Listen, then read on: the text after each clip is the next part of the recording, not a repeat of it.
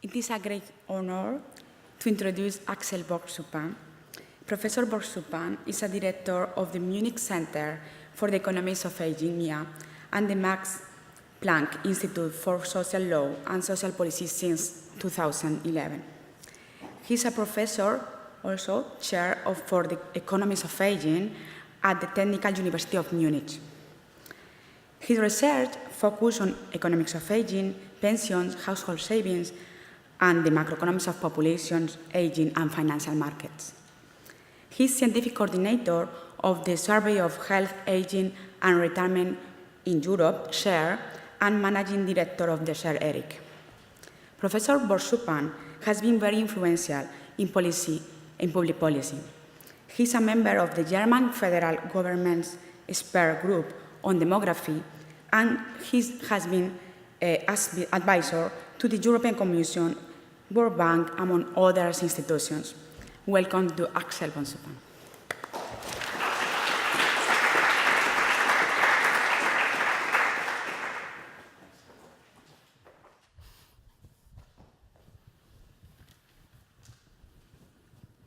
It's a pleasure to be here at AGC Montréal.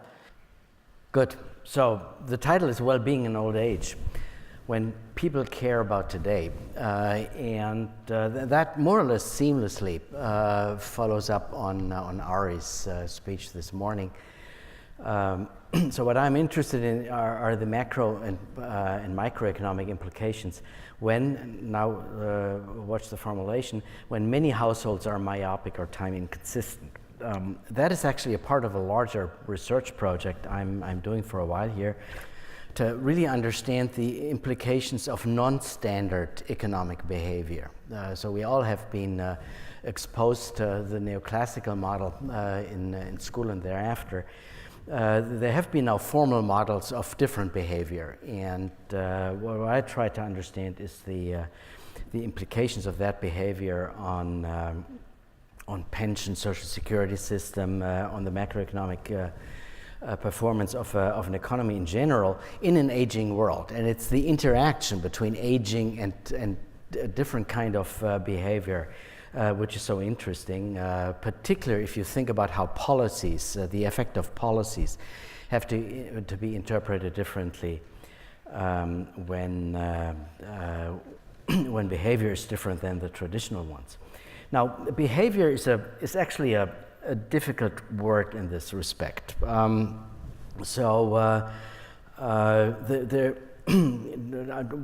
I try to model here is not necessarily sort of the automatism, how mechanically people think about the future, discount things. This is actually much more complicated in a society. Part of this may be driven by institutions where people are forced in a certain direction. And even the people are completely, say, irrational. The system in itself may actually squeeze them in a certain rational direction. So be careful how to interpret all what I find here. Very often what I call behavior may be actually sort of synonymous to a social environment, rules, maybe laws, but maybe also simply norms in a society which make people behave as if they were time consistent and very rational. This is the old Milton Friedman kind of parable. I will have four pieces, a little bit of background, and I think here I will rush more than I had planned before, so we have time enough for questions and certainly lunch. Then the obvious first question is about volume of savings for old age, which also was Ari's question. And then I'm interested in international diversification of these services and global spillovers. And I thought this may interest Canadians as well. Canada actually has quite a tradition of trade theory in economics. And it is square mile-wise a huge country, but population-wise a small country, which is very much dependent on interaction both in the capital market and the labor market with other countries. Talking about other countries, it's impressive how different demography can be. You see Canada, and you see the United States, you see Germany, Italy, and France. All these 5 countries are quite different. My own country has a very, very sharp baby boom. Italy is well known for, well, the large proportion of elderly people. France, in turn, has almost no change in the age distribution in the last time due to very high fertility rates, and similar in the United States, whereas Canada looks more like a European country. The other thing which is astounding is that if you look at pension expenditures and relate it to the dependency ratio, some measure of population aging, well, there is some fit. As you see, R squared is about 50%, but it's not at all perfect, and you see a lot of deviations, and some are quite systematic, actually. And that, of course, has a lot to do with the different pension systems, how these pension systems are created, and the sort of understanding why countries have created different pension systems and what are the consequences is part of the talk here. I won't go into details, I don't have the time. One graph which I like to show is this graph. This is the increase in pension expenditures as percentage of GDP. And the game here is to guess which country is what. What is the blue line, which essentially doesn't change at all, or at least looks like? That's the United States. Then you have the black line is actually the European Union, with Germany as the largest member. Then you have Italy, which amazingly has a flat profile due to the huge reforms which have been put in place and may or may not survive yesterday's voting. But then the guessing game is what is the orange line and what is the blue line, which increased so much. It's not that difficult. It's Spain and it's Greece. And these huge increases in pension expenditures are, that is at least what I claim, a result of the, will actually imply the capital markets. So the debt crisis which we have in Europe and the pension expenditures are actually closely linked. And that is again something which will bring me, when I talk about savings and the amount of savings, the macroeconomic consequences of aging will actually be a recurring theme. These are not independent phenomena. And the weakness of the euro area has something to do with the pension systems and the aging to come. Capital markets know this and discount the value of the debt accordingly. Now, you wouldn't worry so much, and this gets me back to the topic of this conference. If you see 700% of GDP as implicit pension debt, it's a mind-boggling number. You would kind of bear these numbers if they at least would buy well-being for the population. The evidence, unfortunately, is the other way around. If you look at well-being, then in all kinds of measures, you see them here based on the share data, which you mentioned, then well-being is also lower in the south of Europe than in the north. So we have not only a financial problem, but we also have a well-being problem in these countries. And that is definitely something which well, if I may go that far, which is being reflected also in the recent elections. Okay, let me jump across this. In most countries, recently, even in the sort of old-fashioned European countries, there has been a move to establish multi-pillar systems. Now, Canada actually has a sort of a very strong second and in particular a third pillar in terms of capital-based DC kind of pensions. Countries like Italy, France, or Germany are much behind that. What we observe in all these countries is that they have started around the turn of the century, actually the millennium, in introducing all kind of occupational pension, individual account pension, so forth. They have taken off quite a bit, but as you see, they have leveled off. Now, this graph here ends in 2013, because that survey ended in 2013. If you continue that graph, it's essentially flat. There are no more increases. Now, if you look at the numbers, I hope you can read them, the saturation with these kind of individual account pensions, DC-based pension, is less than 50% of the population. So it's relatively low. You see that in Germany, to take that example, occupational pension cover only a third of the population, even less. So that is something to think about.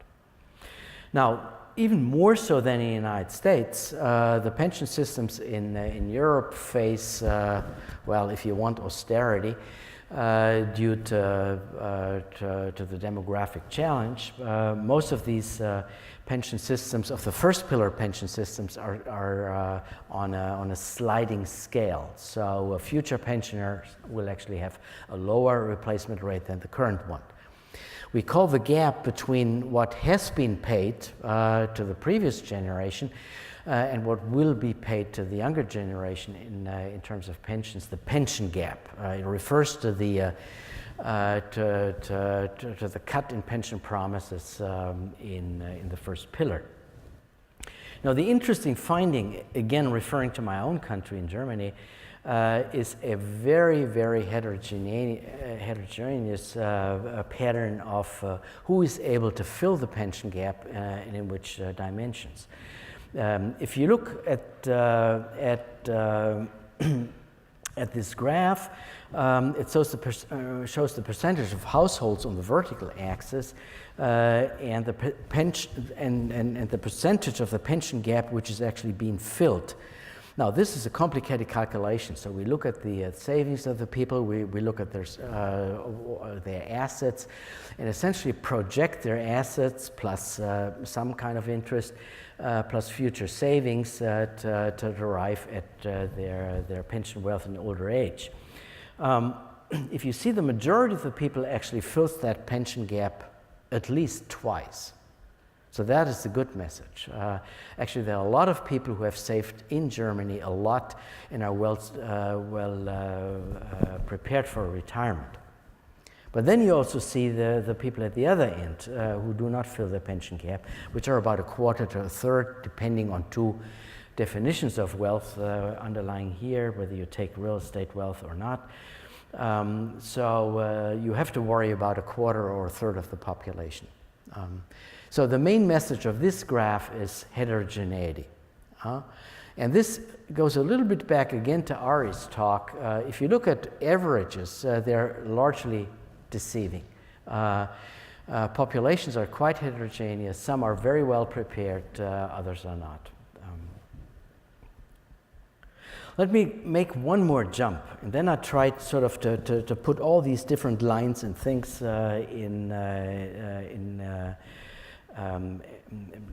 weave those threads together. Let me jump to macroeconomics.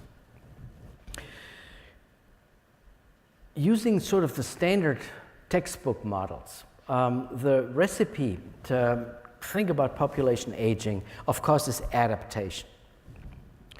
And an important insight, if you believe in the neoclassical models, is that a lot of adaptation to old age, to aging, is actually done endogenously in a way which is actually much more powerful than people usually think. Now, the first mechanism of macroeconomic adaptation is that production will change because wages will actually increase because there's a scarcity of young workers, and returns to capital will actually decrease because relative to the number of workers, capital, I mean physical capital, machinery, will actually be in abundance. So what you see is that wages will go up, rates of return will go down, and if you let sort of normal market forces work, then you will substitute labor by machinery, computers, robots, and whatnot. That is actually quite a powerful mechanism. If you go through OLG models, neoclassical OLG models, and I will show you the results in a minute, it substantially decreases the burden of aging. Well, because you replace the missing workers by robots or by computers. But it needs a change in production technology, and that may not be very automatic. The other important adaptation, which may also sound a little surprising, is international diversification. Now, living in an old country, in a quickly aging country, then it's kind of intuitive that it makes sense to actually invest abroad. Because, as I said earlier, in aging countries, rates of return are lower relative to younger countries, so the capital will actually move into younger countries. Now, this will lead to foreign direct investment of the quicker aging countries into younger aging countries. And then, when the baby boom, the massive bulge of older people retire, they repatriate these savings and actually consume out of these savings. Now, this again uses a very neoclassical model of foreign international diversification. It uses 3 countries, the core European countries, Italy, France, and Germany. And the foreign country is not China or not Africa, but it's the United States as a relatively youngish country compared to those 3. And you see the pattern. If you translate this into outcomes, now I come back again to well-being, now well-being measured in material living standards. This is the support ratio. This is the number of workers divided by a share of the population. This is sort of the measure of demography. You see that aging measure goes down by 20%. Right? If you look at GDP per capita, you would expect very naively that also will decrease by 20%. It does not, only by 15%. Huge difference. Why so? This is exactly the first kind of substitution of workers by more machinery, which offsets a quarter of the macroeconomic effect of aging. That's a huge number. A quarter will be offset. Then there is, which we rarely talk about, gross national product, which is not the production in a country, but actually the income earned in a country. And as you see, this may even increase in the beginning of the aging process because so much money actually is earned by investing in foreign countries. And it essentially stabilizes consumption per capita over quite a while. So if you look at consumption per capita, it decreases by only 10% in spite of aging, which has reduced the support ratio by 20%. So half of the aging effect, the macroeconomic aging effect on material well-being, could be handled by endogenous adaptation of the economy. If you just let capital move freely and substitute labor by machinery. Now, we all know that this probably won't happen because unions don't like robots for a good reason. And we all know that international capital flows are not perfect and that there's a strong home bias in investment. But it's an important, and globalization is out of fashion these days, as is well known not only in Europe but even in the United States. So that endogenous adaptation may only happen to parts, but it is important. Everything which is left, if you want to stabilize consumption per capita over the aging process, is structural reforms. So if you look at the green line and then the flat line, where's the, okay, so this is 100%. This gap has to be closed with structural reforms. Structural reforms are reforms of the pension system to make that less generous, working longer in the labor market, and so forth, which is not very pleasant either. Okay, so there's a trade-off between these trends. Now, many old questions are behind this introduction. How helpful was the transition in many countries from pay-as-you-go to fully funded. How helpful was the transition, like in Canada, from a DB system to the predominance of DC paid pensions? Then, of course, the questions which I have alluded to, let me not go into all the details here, but I try to address these now, these old questions in the light that people may behave differently than what I have shown you in the neoclassical ORG models. Now, the first one is obviously savings, okay? And I have three models which I show you. The one is the neoclassical model, time-consistent behavior. You all have seen these utility function. I'll actually largely ignore labor supply, so forget that. It's just the typical discounting in an exponential way, which keeps behavior being time-consistent. Then the most sort of drastic deviation from that is you have sort of current utility in the second line of this slide, and then you have future utility, okay? So without the delta, this is exactly the same formula as that. But then there's an additional discount of the future. Now, if you want to be really gross, you just set it to 0. Then people are completely myopic. They only care about today and don't care about tomorrow. You can make it more subtle in having something here which is between 0 and 1 and play with that. Okay? The third model which I use is much more subtle and complicated. It's a model which was actually sort of made reasonably popular by Dick Thaler and Schäfrin. Recently it has been popularized by David Leibson, but it actually has been invented in the 50s by Dick Strotz, and most people have forgotten about this economist. So it's actually, in modern interpretation, it's a game between the current self and the future self. And you may have experienced this yourself, that there are two voices in yourself, and one says, well, why don't I start saving today? And the other one said, well, why not start tomorrow? It's still 40 years to go, so whether I do it this year or next year doesn't really matter. This kind of procrastinating behavior is characterized by this behavior. So you have the future self who may be, particularly if delta is relatively large, be well behaved looking forward, whereas the current self has a more of a discount of the future. Now the interesting thing is, if I talk about well-being, I have to have some kind of welfare measure. And it's not trivial how you should measure welfare. Is it your current self or the future self? Or is it the neoclassical behavior? We choose the future self as for welfare evaluation and contrast it with the current self. But this is an almost philosophical question. What is sort of the right kind of utility if people behave time inconsistently? Now let me come to the myopic behavior and show you very quickly.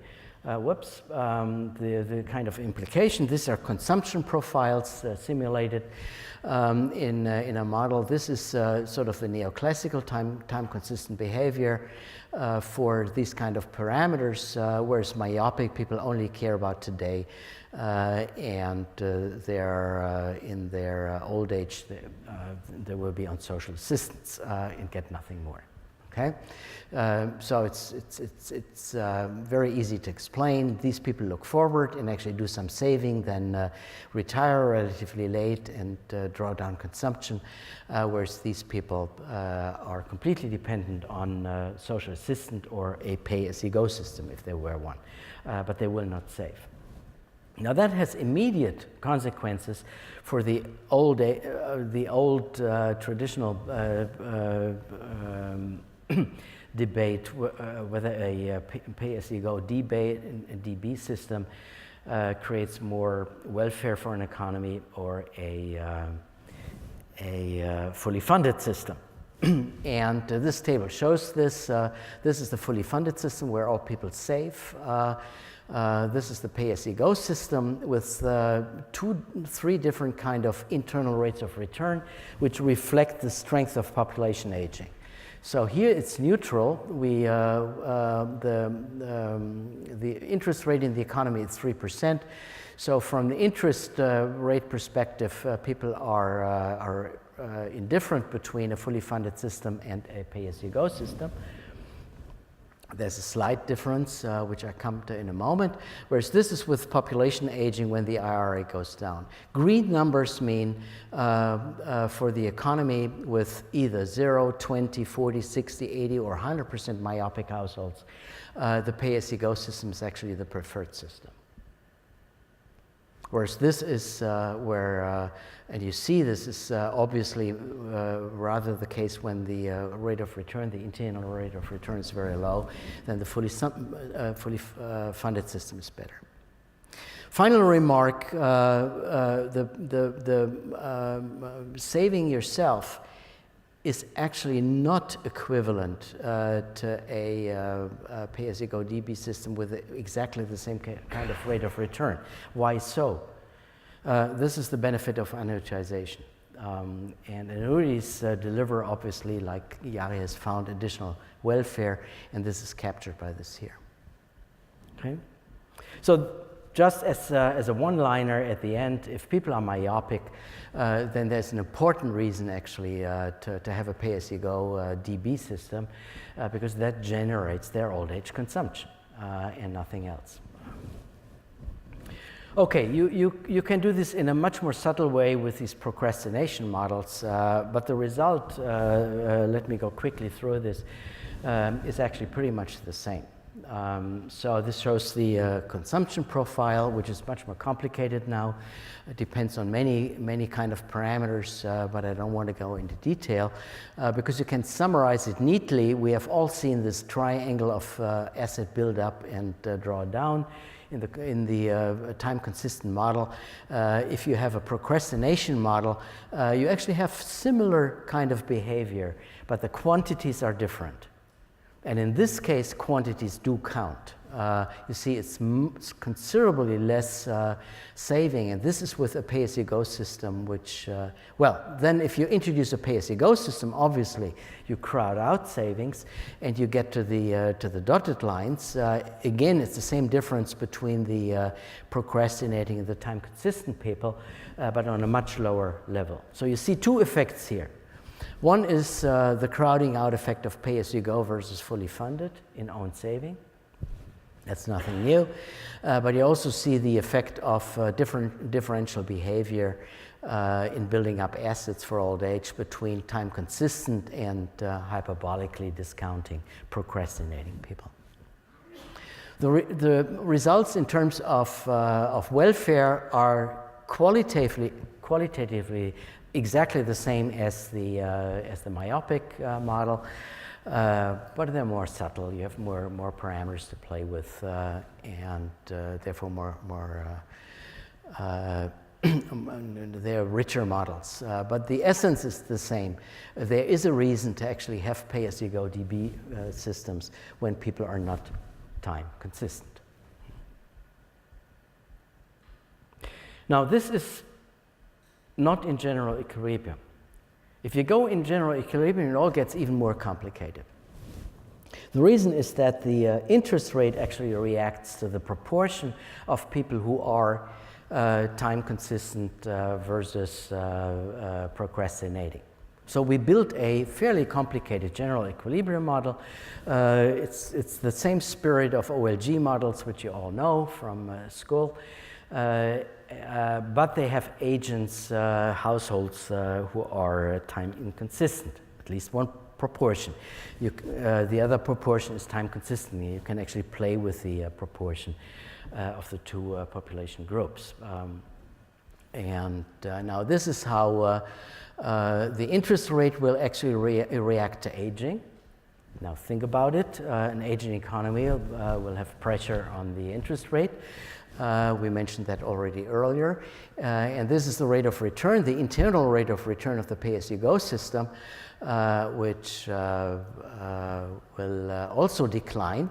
You see these curves are pretty parallel, but on two different levels.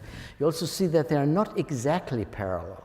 And that is an important insight, but well known, that a pay-as-you-go system takes more of a bang through aging than a fully funded system, partially due to international diversification. Okay. Now, if you think a little bit, generations may actually profit from the interest differential. Okay, and that would be a reason actually to go from a pay-as-you-go system to a fully funded system if there were no transition costs. There's a lot of discussion about this. The point I want to make here is in these kind of models, you don't even need to worry about transition costs because you get a kind of depressive message if you look at welfare measured as consumption equivalent variation. This is the zero line is actually welfare of time-consistent people who choose to live in a world with a pay-as-you-go system. Now, the time-inconsistent people, the hyperbolically discounting people, have a lower utility because they save less and consume more. Then they realize in old age that they were not on the optimal consumption path, so that's easy explained. The interesting one is in a fully funded system. The earlier, now this is the year when cohort entered the labor market. Not the birth year, but the labor market entry year, about 20 years of age. And you see that the fully funded system is actually worse off than the pay-as-you-go system for the earlier cohorts. And only the younger people are better off under a fully funded system. But now look exactly at the ages. Who is actually allowed to vote and who is not allowed to vote? And you see the balance is about here, okay? People entering the labor market in about 2015 separate this. These are the non-voters because they are younger than 18 years. These are the voters. And you see there is never in this graph the possibility to actually get a majority for a transition from a pay-as-you-go to a fully funded system, even though it's better for the younger generation. It's the other way around for the older generation because they profited from the fat years of the pay-as-you-go system. So the message is here, even if we think well-being will be higher for the younger generation under a system which is a little bit like the Canadian system, if you haven't installed it yet, it will not be installed because there will be no majority for it. A little bit this may be the Italian story. Okay, I think I will quickly run through the rest because that is can be told quickly. International diversification of these savings. As I said earlier, demography is quite different in different countries, but also the pension systems. And here, for the model where I show you results in a second, this is again the support ratio, the number of workers divided by a share of the total population. We all know Japan has the strongest demography in terms of aging. Then comes Europe. Then comes the United States, and this is China and India. Now, the interesting thing is there will be a crossover. I think most people know this by now. From the middle of this century on, China and India will actually be a more aging country than the United States. There are big difference in the pension systems. These are the prototypical European pension systems, including Japan. Canada is similar to the United States, and China and India don't have pay-as-you-go pension systems so far, although China is quickly changing. This actually, let me run through this. Now, actually, I have to go back. No, the interesting thing is what happens when countries age. I showed you the graph with the foreign investment and then repatriation. This is exactly what you see here. The net position of Japan, well known, huge capital exporting country, but in the terms of aging, repatriation, this will go down. Most of the countries received by the US, but this will be less. This is Europe, and this is the Asian countries. And the Asian countries, China and the big Asian countries, China and India, actually will become the dominant capital exporters from about 2030 onwards. Now, does that change when people are not time consistent? Yes, it does. This is what you see here. Relatively, this is now normalized, so you see actually the differences. There will be fewer international capital flows. You can play with these numbers depending whether you have more present buyers in Asia, EU, or the US. But these are the main message is there will be less international diversification if people are procrastinating or myopic, and that makes aging worse. So that is one of the messages. The other one message may strike you as strange, but again, it's an important policy measure here. Now, you think if there's a pension reform in Europe, nobody cares about in the rest of the world. That is wrong, actually. And what we do here is we model a labor market reform, sort of the typical labor market and pension reform, which has happened or is in the agenda in the European countries. So you increase the retirement age by 2, you shorten the education period, which is much longer in Europe than in the United States, to about the United States level. You increase labor force participation, you reduce the unemployment to the national rate. If you do these kind of reforms, you actually have substantial effects on the labor market in Europe. But, and this is the difference between the dotted and the solid lines here, you also have effects on the rest of the world. And they are small, but they are in the order of 1 to 2% of GDP. So it's actually normalized here to consumption. So it's even okay. And that holds for Japan, that holds for the United States, and this holds for Asia. The main message I want to relay with these kind of graphs, reforms have a global sort of global external effects, and these global external effects are important, which definitely call for a concerted action in terms of labor market and pension reforms, like in the G20 kind of environment. As we all know, this has become less likely since the American elections, but it definitely goes in the wrong direction. Globalization, as you see, helps in many ways, not only to diversify savings, but also to sort of increase the spillover effects, because they work through the capital markets in these models. Let me finish and just summarize the results. Myopia and procrastination, I think this is fairly easy to explain, generate less saving, and these differences can be really substantial. They also produce higher interest rates, which ironically should help the fully funded system relative to pay-as-you-go system, but this is overcompensated by the short-sightedness where many people are actually have to rely on the pay-as-you-go DB system. Otherwise, they have not sufficient consumption in old age. It also reduces international capital flows, which is bad in an aging world, or at least bad in a world where some countries age more and others less, and where you have gains from trade, so to speak, gains from moving capital back and forth. And the fourth point, what I ended at, was there are global spillovers. They're small, obviously, but they're non-ignorable. And these structural reforms, therefore, should be coordinated. Which brings me to the policy conclusions. Now, I'm going right away on the discussion which we had in the earlier ones.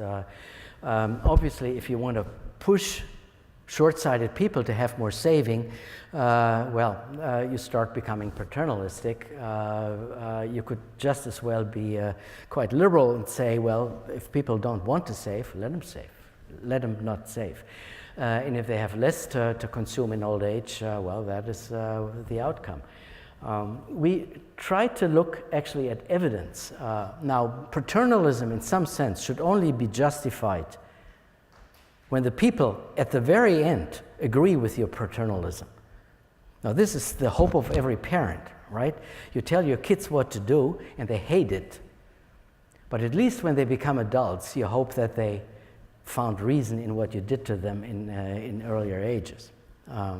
There's unfortunately very little evidence on this to actually show how people look in hindsight of what has happened. We are working this. There seems to be more evidence than I ever thought that people in hindsight would have made different decisions, both in terms of saving. One number which we had in earlier research from share data is that people, when they are not yet retired, on average want to retire 2 years earlier than the statutory retirement age. When you ask them once they are in retirement, they on average would have worked 2 years longer than they actually did. So they definitely changed their mind. So this changing of mind is something where I think more evidence is needed, and we'll work on this. Now, conventional structural labor market reforms are still important. Don't let this message get diluted. So an increase in the retirement age, all these kind of more labor force participation among women. And in some of these countries where you go to school for ages, it would be healthy to streamline the education system. Having said that, these conventional policy measures are important and actually contribute. I have shown you only very quickly the huge effect on those. In addition, there's the question of how to instigate more savings. The UK actually does a very interesting experiment right now where the year by year more companies are actually forced to have an automatic enrollment, sort of opting out systems. And it seems to have increased the participation in occupational pension plans by quite a lot. It's not over, it will take 2 more years. Now, Sweden has taken a completely different approach, very paternalistic, and just forces people to be enrolled in individual saving programs. Germany, just the opposite, has left it all voluntary, and you have seen the result in the slide I've shown you. It ended less than 50% coverage. I think it's to be taken seriously to think about the advantages of pay-as-you-go DB system. Procrastination and myopia is a fact of life, and it requires at least some basic pay-as-you-go DB system. And again, it's a measure of empirical research, how large that pillar should be. But it's completely abolished. I think this will be not a good policy for the well-being of the elderly. And last point, but I try to hammer this in over and again, globalization is a good thing. And we may have handled globalization wrongly by not enough redistribution of the gains and losses. But abolishing globalization as a matter of principle is a very bad kind of policy, especially in the times of aging. Thanks a lot.